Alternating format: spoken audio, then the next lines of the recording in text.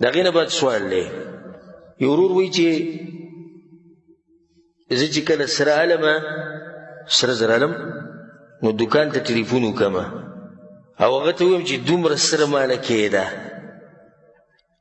مثلا 2 تولې 3 تولې 5 تولې او څومره ریټ یې د هغه راته په ټیم ریټ وایي دا ریټ یې، بیا 3 ورځې بعد 5 ورځې بعد لاړ شم پیسې ور ورکړم او خپل سره دې راوالم او ریټ هم هغې کم چې په ټلیفون باندې ایښودی شوی.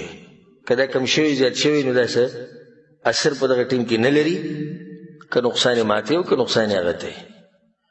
دا کار جایز دی او که نه؟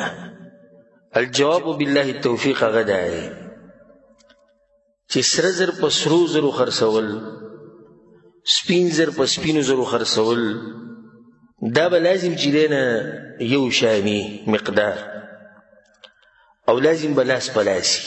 او که چېرته جنس بدل شي سره زر په سپین زرو یا سره زر په پیسو باندې، د پیسو دپاره هم دې کې ثمنیت پروت دی، دا هم د سرو زرو سپینو زرو په ځای استعمالېږي. نو بیا دغه شرط ختم شو چې دا به یو شاني، خو پاتې پکې کوم شرط شو؟ لاس په لاس به سره زر په سرو زرو. حدیث کې دا راځي، عبادة بن صامت روایت ته رسول صلی الله علیه وسلم وایي الذهب بالذهب والفضة بالفضة مثلا بمثل. سره زر په سرو زرو، سپینو زرو په سپین زر، دا به یو شاني، سواء بسواء، یو شان به یدا بید، لاس په لاس. فإذا اختلفت هذه الأصناف، نو که دا په منځ کې د اجناس او جنس بدل شي، اصناف بدل شي، فبيعوا كيف شئتم، بیا هیڅ خبر نه کمې زیاتې پکې کوئ. اذا كان يدا بيد، خو چې لاس په لاس. صحیح مسلم کې دا حدیث دی. یو حدیث کې رسول صلی الله علیه وسلم وایي هاک و هاک، راکه واله، که راکه واله پکې یا واله و راکه بیا صحیح ده. نو دا ورور چې کوم کار کوي دی د سره زر اړي، خو په دغه مجلس کې هاک و هاک یدن بید دا معامله نه کیږي.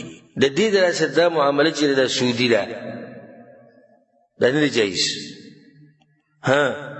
داسې کولی شي چې ټلیفون وکړي او د ریټ معلومات وکړي چې ریټ څومره دی او تا سره څومره کیمیش دي، څومره سره زر پراته دي، بیا دې پسې ورشي وروسته.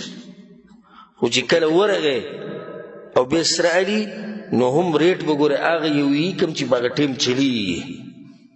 کوم ریټ چې د معلوم کړی و هغه به نه وي، ګورې کوم ریټ چې چلیږي هغه به حسابېږي.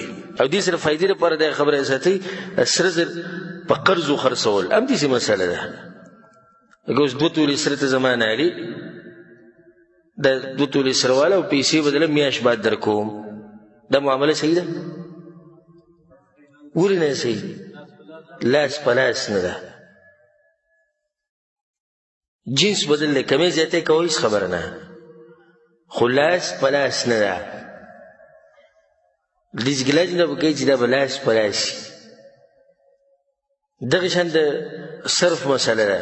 صرف مطلب پیسې په پیسو بدلول، لکه یو سړی روپۍ بدلوي په ریال باندې، جنس د دوی بدل دی، د ریالونه او د روپۍ دي، کمې زیاتې به کوي څه خبره نه، خو څه به لاس په لاس به هاک و هاک یدن بید. په دې مسله ورسېدی، والله اعلم.